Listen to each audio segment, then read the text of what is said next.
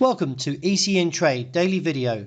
Before we begin, it should be noted that any advice is of a general nature only and that your personal circumstances have not been taken into consideration. Hello everyone, my name is Rob Clayton and thank you for joining me. It was a very volatile night for the Australian dollar and for many other currencies for that fact, with the pullback that we can see here from 74.65, which was the initial upside target, from the rebound of 73.70. We now return back towards this level. It is anticipated, though, I'm not going to get bearish at this range and may see it as an opportunity due to the fact that I feel the market from a broader pattern, it could actually rebound and see a move back towards that top side of the range. So I do feel there could be opportunities for maybe to re-establish a broader bullish position, and therefore from these current levels, let's see if the market can actually return to a rebound and look back towards that top side of the range. The euro very whipsawed overnight. As you can see, the market took a challenge to that top side as anticipated, but didn't sustain. And with the dollar index, which measures the greenback strength against a basket of 6 major currencies, still trading around the 100.50, still can actually stage a recovery. In light of the pattern, though, the market has actually initially pulled back from that top side of the range and therefore could look towards that 107.50 and then reassess from there. Dollar yen not quite breaking down as of yet, still holding at this trend, as you can see, which is very, very broad, and respectively still holding above that 126.7080 level. We do need to see a break, which is now slightly higher, which comes in around 127.40, and therefore would give it still a significant downturn, and that is towards the 123 region.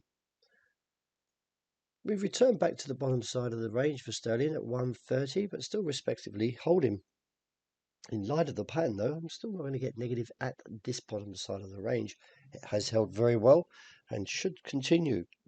And therefore, we may see a rise from 130 back to 132 and then reassess. As you can see, the call is still holding at 194 for sterling Kiwi. In light of the pattern, that pullback that we saw early in the week at 191 was rejected, and that demand coming back could see this topside cap at present still holding around 190, 40, 60 to be challenged. But I'm getting a little bit cautious because the fact is that the RSI is showing a little bit of divergence. So we may see profit taking and possibly a correction back to a bear phase.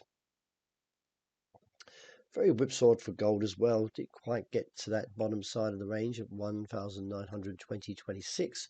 Nevertheless, the market did tumble quite heavily, got down to around about 33.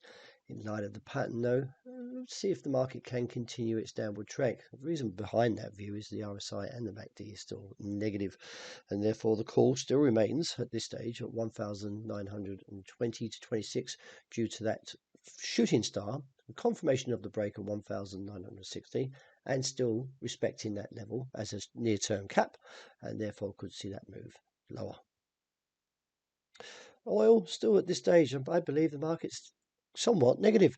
And the fact is that since that rejection from that 109 figure 50 area, I'm still holding the call down towards $97 a barrel, which you can see is around just a little bit lower around here. Reassess from that position, because if we fail to find the bull's return, then we may be looking down towards 92 to 93 as the call. With the MACD and also the RSI somewhat weak, could actually see that eventually come through in the near few days. Well, that wraps it for the morning. Thank you very much for joining me. And as always, keep an eye on the intraday report and also the end of the day wrap.